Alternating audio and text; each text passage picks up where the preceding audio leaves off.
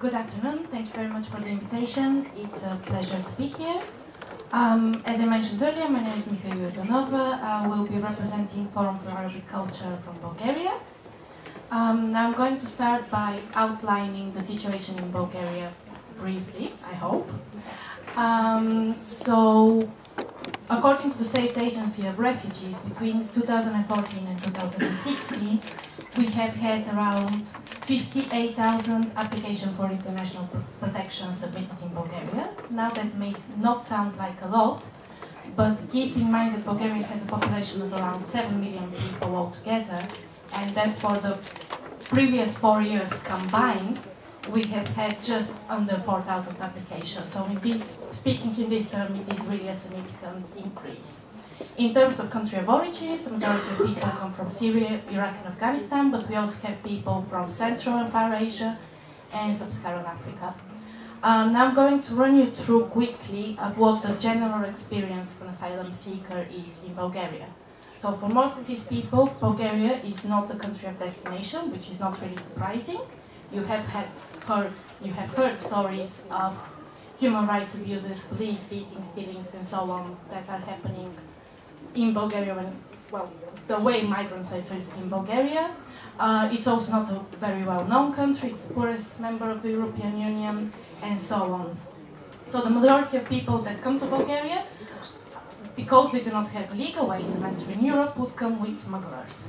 If they get caught on Bulgarian territories, they would be issued a deportation order and they will be sent to a detention center. The quickest, basically the only way to get out of this detention center is to apply for asylum. Then you get moved to an open center. If you decide to continue with your journey to your country of destination, and you leave the open center, you get caught on the border again. This is your second violation of Bulgarian border policy, and you face up to a year in prison. If you decide to stay and you're successful with your application, then you don't have any integration policy. If you get a refugee of humanitarian status, you're basically on your own.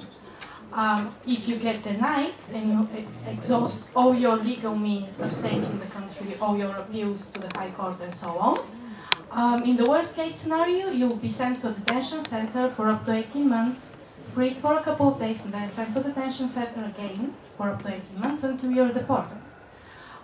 Which for many countries, especially if the people don't have documents, or if you're talking about countries in Africa with which Bulgaria doesn't have diplomatic ties, in reality cannot really happen. So we've have had a few cases, thankfully just a few, of people who have spent years in detention without having committed any crime whatsoever.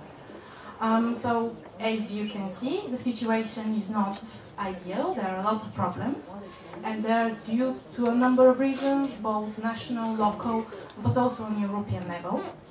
So to end my very short presentation, I'm just going to agree with Hakim Haddad.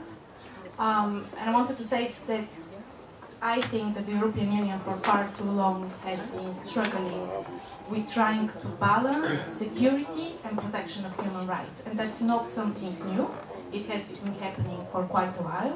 The European Union was sending money to the authoritarian regimes of Ben Ali and Mubarak, and members of the European Union were sending terrorist suspects to Morocco and Tunisia, knowing that they're probably going to be tortured and would appear other ill treatment.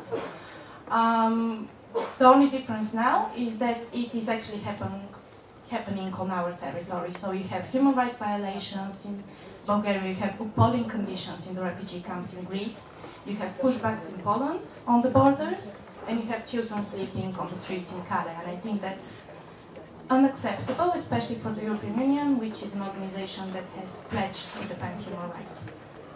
So I'm going to end my presentation here. Thank you very much.